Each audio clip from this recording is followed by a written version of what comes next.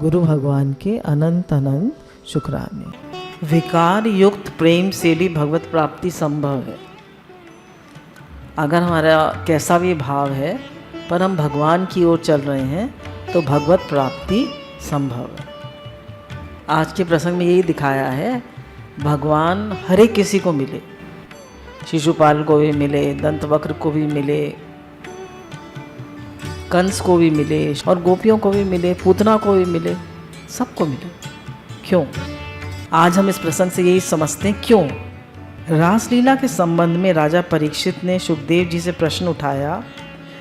सुखदेव जी ने कहा, यदि भक्त के हृदय में श्री कृष्ण से मिलन की हार्दिक व्याकुलता हो, सुखदेव जी कह रहे हैं राजा परीक्षित से कि अगर भक्त के हृदय में श्री कृष्ण से मिलने की व्याकुलता हो, तड़प हो और प्रेम पूर्वक ध्यान हो तो शरीर का एक एक कण बदल जाता है। Every cell is changed. हर बॉडी का सेल बदल जाता है प्रेम में। क्या दो चीज़ें चाहिए? एक तड़प हो और एक प्रेम पूर्वक उनका ध्यान हो, तो शरीर का एक एक कण, एक एक सेल बदल जाता है। क्या हो जाता है? लौकिक से अलौकिक हो जाता है। अधि भौतिक से मतलब ये स्थूल शरीर से अतिवाहिक मतलब दिव्य शरीर हो जाता है। उसके उपभोग्य शरीर प्राप्त वे उनकी लीला में प्रविष्ट हो जाता है।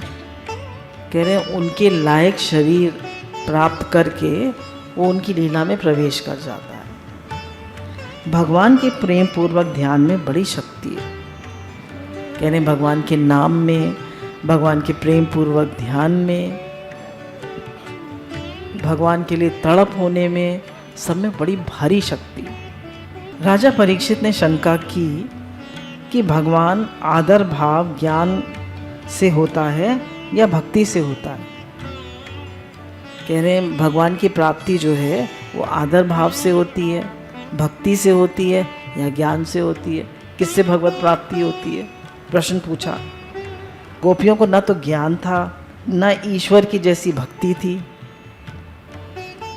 न ऐश्वर्य पूर्वक ज्ञान था। उन्हें कुछ भी नहीं था गोपियों को, न भक्ति थी, न ज्ञान था और न ईश्वर को पहचानती थी। गोपियों के ईश्वर हैं, उल्टे उनको अपना यार समझती थी। कृष्ण तो हमारे मित्र हैं।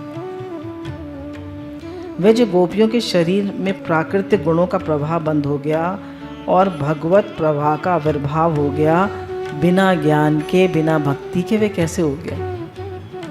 कह रहे जो उनके प्राकृतिक गुण थे। प्राकृतिक गुण क्या है? तो जैसे नॉर्मल नेचुरल इंसान होता है, इच्छा करता है, राग द्वेष करता है, अहंकार करता है, काम क्रोध करता है, सारे उनमें प्राकृतिक गुण थे। तो वो सारे प्राकृतिक गुण बंद हो गए और उनमें भगवतीय गुण आ गए। गोपियों में कैसे भगवतीय गुण? कैसे? प्रेम करने भर से उनको भगवान की प्राप्ति कैसे हो गई? तो बोले कृष्ण को कुछ नहीं चाहिए, बस प्रेम करो उनसे। कृष्ण को कुछ नहीं चाहिए आपसे, वो ये क्या चाहते हैं? सिर्फ उनसे प्रेम करो। ये प्रश्न का अभिप्राय है। उसके उत्तर में सुखदेव जी महाराज ने कहा, हमने दशम स्कंद में पहले इतनी विशाल भूमिका तुमको सुनाई। पहले भगवान ने सुनाया ना कि शिशुपाल को सिद्धि कैसे मिली, दंतवक्र को सिद्धि कैसे मिली? द्वेष से। द्वेष में भी स्मरण तो भगवान का ही होता है ना, इसलिए इनको सिद्धि मिल गई। अभी आगे क्या कह रहे हैं? अरे भगवान तो ब्रह्म है, आत्मा है। भगवान के आविर्भाव में ये ज्ञान और भक्ति तब जरूरी होते हैं जब भगवान का स्वयं आविर्भाव ना हुआ हो। अब कह रहे हैं ज्ञान और भक्ति कब जरूरी है? जब भगवान स्वयं ना आए। अभी तो भगवान स्वयं आए, तो ज्ञान और भक्ति की ठीक है, ज्ञान और भक्ति की भी इम्पोर्टेंस है, पर जब भगवान स्वयं आए तो फिर कैसे भी आप उनकी ओर खिंच जाइए, आप उनसे मिलकर एक हो जाएंगे, क्योंकि भगवान स्वयं आए। जब भगवान स्वयं आविर्भाव ना हुआ हो, अब जब बिना ज्ञान के, बिना भक्ति के स्वयं भगवान ही प्रकट होकर आ गए हैं, तब उस समय भी यदि ज्ञान भक्ति की ज़रूरत पड़े तो भगवान का आविर्भाव व्यर्थ है। कह रहे हैं जब भगवान स्वयं आए हैं फिर भी ज्ञान की भी ज़रूरत पड़े, भक्ति की भी ज़रूरत पड़े, तो बोले फिर भगवान का स्वयं आने का क्या फ़ायदा, है ना? स्वयं आने का क्या फ़ायदा? शत्रुओं को मारना हो, पृथ्वी का भार उतारना हो, ये काम तो बिना भगवान के अवतार के हो सकता है। कैसे? भगवान संकल्प करें कंस पैदा ही ना होता, शिशुपाल दंतवक्र पैदा ही ना हो, पैदा होवे तो दुष्ट ना हो बने, पैदा भी हो गए कंस शिशुपाल दंतवक्र तो दुष्ट ना होवे, भगवान कुछ भी संकल्प कर सकते हैं। अरे उनके संकल्प से ही सारा काम चल जाता है, भगवान के संकल्प हाथ से ही सब कुछ हो जाता है। असल में भगवान का आविर्भाव दुष्टों के दमन के लिए नहीं होता, शिष्टों के पालन के लिए होता है। भगवान दुष्टों के दमन के लिए नहीं आते, वो किसके लिए आते हैं? वो शिष्टों के पालन के लिए, मतलब प्रेमियों से प्रेम करने के लिए। भगवान किस लिए आते हैं? प्रेमियों से प्रेम करने के लिए। कह रहे हैं जब बहुत बड़ा कोई दिलदार आदमी हो, उसके घर भोजन हो, उसके घर भंडारा हो, तो ये नहीं देखता कि ये क्यों आया, वो क्यों आया, ये क्यों आया, वो कर, कहते हैं सब आओ, जिनको बुलाया था वो भी आओ, जिनको नहीं बुलाया था वो भी आओ, सब प्रसाद पाओ। ये कहता है इसको नहीं बुलाया था ये क्यों आ गया, इसको नहीं बुलाया था ये क्यों आ गया। वो अपनी लिस्ट देख देख के लोगों को एंट्री आने देता है, कहता है सब प्रसाद पाओ। खोल दो दरवाजे, क्या भगवान के घर में कोई कमी है ना? वो तो कहता है जो पैसे वाला होता है, बड़े दिल का होता है, वो कहता है दरवाजे खोल दो, हमारे घर में कोई कमी नहीं है, भंडारे भरे पड़े हैं। वह तो सबसे मिलने के लिए, सबको मुक्ति देने के लिए, सबके सामने आविर्भाव के लिए आते हैं। कह रहे भगवान तो सबको मुक्ति देने के लिए आए, आ जाओ जिसको आना है मेरे पास। खुली इनविटेशन है भगवान की जब वो स्वयं आते हैं। भगवान का अवतार पुष्टि है, जीव के भाव की, ज्ञान की उस समय अपेक्षा नहीं रहती जिस समय भगवान प्रकट होते हैं। तो जिस समय भगवान प्रकट होते हैं उस समय जीव के ज्ञान की, भाव की अपेक्षा नहीं होती, बस कैसे भी उनसे प्रेम कर ले, उनकी ओर बढ़ जाए। बोले भगवान से कोई द्वेष करे तो कैसे पार हो जाता है? बोले कल हमने पिछली बार सुनाया था, पिता को एक बच्चा जाके प्रणाम करता है, पिता गोदी में बिठा लेते हैं। एक भाग कर जाता है, पिता की मूंछ पकड़ लेता है, तो उसको पिता धक्का दे देते हैं, उसको भी गोदी में बिठा लेते। क्यों? क्योंकि पिता है। मुनि लोग ध्यान करते हैं शिशुपाल द्वेष, किंतु वहीं पहुंच गए। क्यों पहुंच गया? अरे बाबा, राग से स्मरण करो कि द्वेष से स्मरण करो, प्रेम से दौड़ कर आओ कि द्वेष से दौड़ कर आओ, आते हो भगवान की गोद में। कहने प्रेम से आओ चाहे द्वेष से आओ, आते तो भगवान की गोद में ही हो, कैसे भी आओ। भगवान तो देखते हैं कि हमारा बच्चा बहुत देर के बाद खेल कर, घूम कर, भटक कर, रो कर, गा कर, कैसे भी हमारी गोद में आया। तो वे ये नहीं देखते कहाँ से आया, कैसे आया, कैसे भी आया, उसको पराया समझते ही नहीं, अपना आया ही समझते हैं, अपना ही समझते हैं। कैसे भी आया, आया तो मेरे पास भगवान बस, क्योंकि वो है ही भगवान का रूप। ईश्वरंच जीव अविनाशी, चेतन अमल सहज सुख राशि, तो भगवान उसको गले से लगा दे। हम लायक थे भगवान से मिलने के, हैं? पहले तो गुरु ने कृपा करी, गुरु ने ना हमारे कर्म देखे, ना हमारा स्वभाव देखा, ना हमारे बदकर्म देखे, सीने से लगाया। और इसी प्रकार उन्होंने कहा रास्ते से उठाकर कन्हैया तुमने दिल से लगाया। द्विषन्नपि ऋषिकेशम का अर्थ बल्बाचार्य महाराज ने बताया कि ये मत समझना कंस ने भगवान से भय किया था, शिशुपाल ने द्वेष किया था, तो वे भय करने से द्वेष करने में स्वतंत्र थे। बोला चाहे शिशुपाल था चाहे कंस था, ये द्वेष करने में स्वतंत्र नहीं थे। क्यों स्वतंत्र नहीं थे? बोला इनको द्वेष की प्रेरणा देने वाला कौन था, इनको गाली की प्रेरणा देने वाला कौन था? बोला वही गाली की प्रेरणा देने वाले और वही गाली सुनने वाले। तो उन्हें गाली बुरी क्यों लगेगी? तो यही कह रहे हैं कि वही अंतःकरण को प्रेरणा देने वाले, वही इंद्रियों को प्रेरणा देने वाले, वही स्वामी, वही अंतर्यामी, वही गाली दिलवा रहे हैं, वही गाली सुन रहे हैं।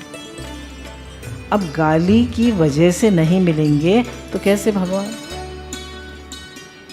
बोला गाली की वजह से नहीं मिलेंगे तो कैसे भगवान?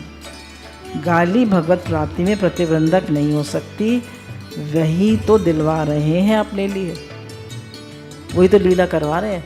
अब रोल में है ना, एक जना रावण बना, एक जना राम बनाए, एक जना कंस बना, एक जना श्री कृष्ण बनाए। अब खूब लड़ाई हो रही है ना, पर फिर बाद में जब वो एक्टिंग ख़त्म हो जाती है तो कहते हैं चलो आओ चाय पीते हैं, साथ में बैठ के खाना खा रहे हैं, एक्टिंग ख़त्म हो गई। कह रहे ये तो भगवान की लीला है। नारायण अब देखो, मधुसूदन सरस्वती दूसरे ढंग से लिया है। उन्होंने कहा है तो प्रेम से मिले कि द्वेष से मिले, जब मिलेगा तो वही मिलेगा। अब बार बार बता रहे हैं, चाहे प्रेम से मिले चाहे द्वेष से मिले वही मिलेगा। चाहे भगवान से द्वेष करो चाहे प्रेम करो, मेरा ध्यान तो वहाँ लगा रहता है ना। तो फिर तो बोले फिर प्रेमी द्वेषी में कोई फ़र्क ही नहीं हुआ। तो क्या हुआ? जो प्रेम करेगा सो ज़िंदगी भर खुश रहेगा, जो प्रेम करेगा सो ज़िंदगी भर खुश रहेगा और मरने के बाद उसको प्राप्त करेगा। और जो द्वेष करेगा वो जीवन भर जलेगा, दुश्मनी करेगा, दुखी रहेगा, घुलता रहेगा और मर जाएगा तो वो मिलेगा, मर जाएगा तो वो मिलेगा, कृष्ण जी मिलेंगे, पर जीवन भर तो घुला, जीवन भर तो दुखी रहा। शिशुपाल की ज्योति समा गई, लेकिन शिशुपाल जब तक जिंदा रहा तब तक हाथ पांव पटकता रहा, दांत पीसता रहा, चेहरा लाल करता रहा। मार डालेंगे इस ग्वाले को, जिंदा रहते द्वेष में रहा। उन्होंने कहा, बोले स्मरण तो दोनों को है, द्वेष करने वाले को भी और प्रेम करने वाले को, दोनों को स्मरण है, दोनों को भगवान की याद है। एक को द्वेष से याद है और एक खुश होकर याद करता है, दूसरा गुस्सा हो के जल जल के याद करता है, पर याद तो दोनों कर रहे हैं। और भगवान ने कहा कैसे भी मुझे याद करो, मैं मिलता हूँ। मूछ पकड़ने वाले को भी मैं मिलता हूँ और प्रणाम करने वाले को भी मैं मिलता हूँ, ऐसे याद कर लीजिए। अब एक बार क्या हुआ कि घर में मेहमान आए, तो पति पत्नी नहीं चाहते थे कि मेहमान आए। उन्होंने कहा चलो नाटक करते हैं, है ना। तो उन्होंने क्या करा, आपस में सलाह करी कि गेस्ट कैसे टलें। तो महाराज जो हैं वो दोनों चाय पीने बैठ गए और आपस में लड़ने लगे। पत्नी ने कहा चूल्हा नहीं जलेगा, तो पति ने कहा कैसे नहीं जलेगा, आज मेहमान घर में आए हैं, चूल्हा कैसे नहीं जलेगा। तो पत्नी बोली तुम्हारे मेहमान के मुंह में आग डाल दूंगी। अब महाराज मेहमान दोनों को नमस्कार कर मेहमान ने दोनों को नमस्कार किया, बोला हम तो जाते हैं, राधे राधे भगवान जी, हम तो जाते हैं। मेहमान चले गए तो दोनों ताली पीट पीट कर हंसने लगे, बोले अच्छी युक्ति करी हमने। तो ये जो लड़ाई है ये केवल रंगमंच पर है, नैपेत्य ईश्वर से किसी की लड़ाई नहीं है। बोले भगवान की किसी से लड़ाई नहीं है, ये तो सब लीला कर रहे हैं। कंस भी लीला कर रहे हैं, दंतवक्र भी लीला कर रहे हैं, शिशुपाल भी लीला कर रहे हैं, सब लीला कर रहे हैं। वह परम प्रेमास्पद आत्मा, सबका अंतर्यामी, सबका स्वामी, एकांत में लड़ाई नहीं है, वे तो नाटक में लड़ाई है। असल में भगवान की किसी से लड़ाई नहीं है, ये तो सब लीला नाटक में लड़ाई है। अब जरा बात आगे बढ़ती है। बोले भाई और कोई प्रयोजन हो भगवान के प्रकट होने का? अरे बाबा, राजा तो सिपाही को भेजकर काम चला लेता है। राजा जो होता है वो सिपाही को भेजकर काम चला लेता है।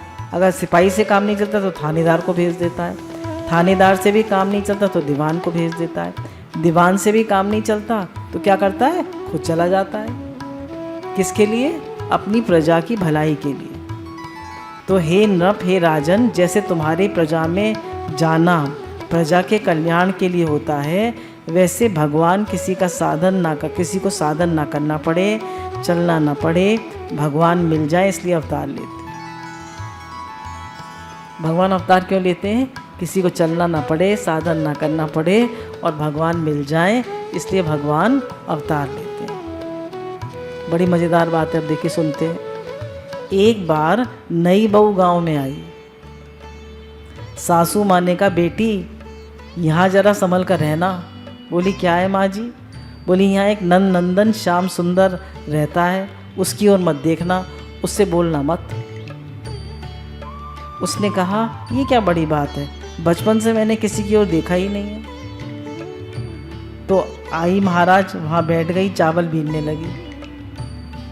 उधर से निकले कृष्ण, उन्होंने देखा तो उनकी ओर देखे ही नहीं। तो महाराज जरा पाँव जोर जोर से रख कर चलने लगे, पाँव में घुंघरू बजाने लगे। जब नूपुर ध्वनि सुन के उसके मन में आया कि देखें जरा।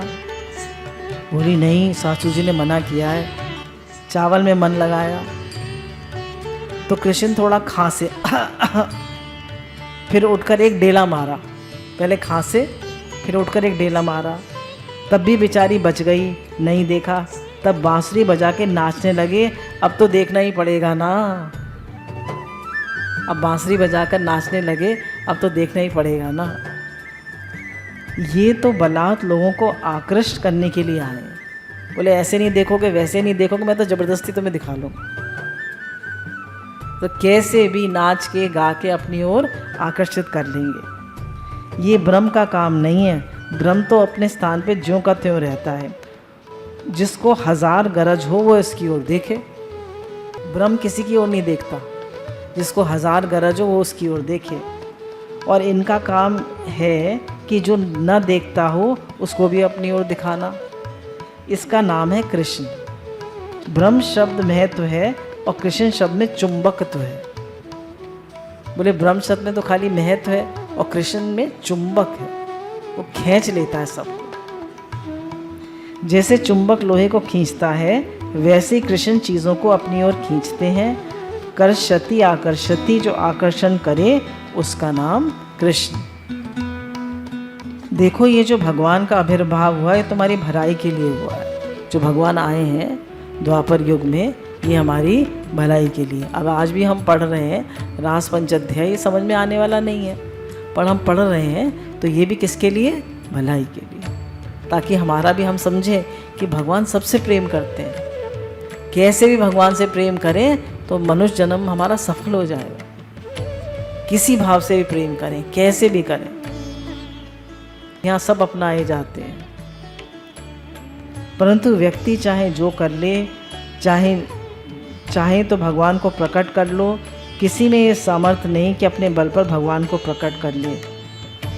बोले, भगवान को कोई प्रकट नहीं कर सकता अपने बल पर, किसी में ये सामर्थ्य नहीं। पहले ये पसंद करते हैं कि ये आदमी हमारे पास आवे, ये जीव हमसे मिले। पहले इशारा करते हैं कि आ जाओ हमारे पास, फिर जीव इशारा समझता है, तब जाता है उनके पास। बोले, पहले भगवान सेलेक्ट करते हैं, पहले भगवान पसंद करते हैं कि ये मुझे पसंद है, फिर उसको इशारा करते हैं, आ जाओ हमारे पास।